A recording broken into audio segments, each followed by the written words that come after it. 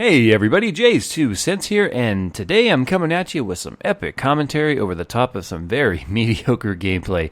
Yes, that is me playing some team deathmatch on Battlefield 3 and the Canals map, and I would not expect you to be impressed with this gameplay, but that's not why we're here today, folks. We are here today to talk about the common misconception between console and PC gamers that you have to have a super expensive computer to play any game at any reasonable settings. And that is simply not true. This is my best professor voice, so I hope it got my point across. That is not true. The price of hardware for computers and the price of computers themselves have come down dramatically over the last few years. And you can thank the economic downturn for that, but either way, you win. Because as luxury items become less and less at the top of people's spending list, these companies need your business. And to do so, they have to lower the prices. As an example, in 2007, I built a gaming machine for a friend. We used an 8800 GTX Ultra, and it was $699. $700 for one graphics card. And it's prices like that in the past that really give that negative stigma of PC gamers are rich and they have to have lots of money to play games. And that makes them dorky, and we don't like them because we paid $250 for our console and we can play the same game. Yeah. I probably shouldn't go there. I don't want to start that battle of PC versus console. But what I am here to tell you is that my GTX 680 that I bought this year cost $499. And that is the world's fastest single GPU card on the planet right now. So we're talking $200 difference between the fastest then and the fastest now. And that's a $200 downswing. If you're going to build a PC, lower prices are what we all want. Now, that's the pricing for the latest and greatest between then and now, but do you need the latest and greatest to play PC games? No. No, you don't. You don't need the latest and greatest processor, you don't need the fastest memory, and you don't need the latest and greatest of the graphics cards. It's absolutely not necessary to play games. Games do not take advantage of all of the threads available in the world's fastest CPUs. You know, the i7, the new Ivy Bridge, running, 8 logical threads, yada, yada, yada. I could totally geek out on the specs, but games don't care. They use 4 of those threads, and they only use the physical cores. So what does that mean? That means you could get away buying a processor that's older. Or maybe it doesn't have hyperthreading, so you don't need it because games don't use it anyway. What does that mean? It means $150 to get yourself an i7 like 2500K, and it does everything you need it to do for gaming. It does everything you need it to do for processing too. You could even do all of the video encoding. You could do graphics design with that, whatever you want to do. The graphics card, on the other hand, is probably one of the most important components when it comes to computer gaming. It is one of the most important components when it comes to computer gaming. But you don't need the latest and greatest. You simply don't. Let me give you an example. Example number 2, if you're keeping track of the examples. Earlier this year, a friend of mine said, "Hey, I want to upgrade my computer." And I went, "Hey, great, cool. What's our budget?" $400. And I went, "Oh, no, really, what's your budget?" And he said, "No, really, $400. And I went, "Am I unpunked?" And he goes, "No, seriously, $400. And I went, "Okay, for a graphics card? Yeah, we can get a graphics card." No. That's $400 for processor, motherboard, memory, graphics card." And I went, "Oh, I don't work miracles, man." And he said, "No, that's serious. I want to upgrade my computer." No, "I'm serious. I can't do it for that price."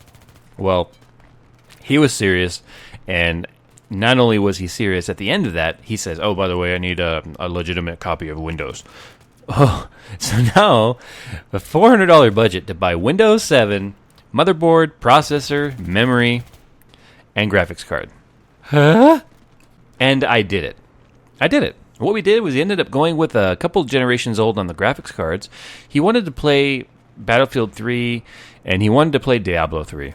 And he wasn't as interested in the highest settings possible on the game, specifically Battlefield 3. Diablo is not entirely too demanding, but he was interested in having smooth gameplay. So what we did, or at least what I did, is I did my research on graphics cards and the older generation stuff, and we decided to go with the 460 GTX, and not even the TI model, just the 460. And you know what?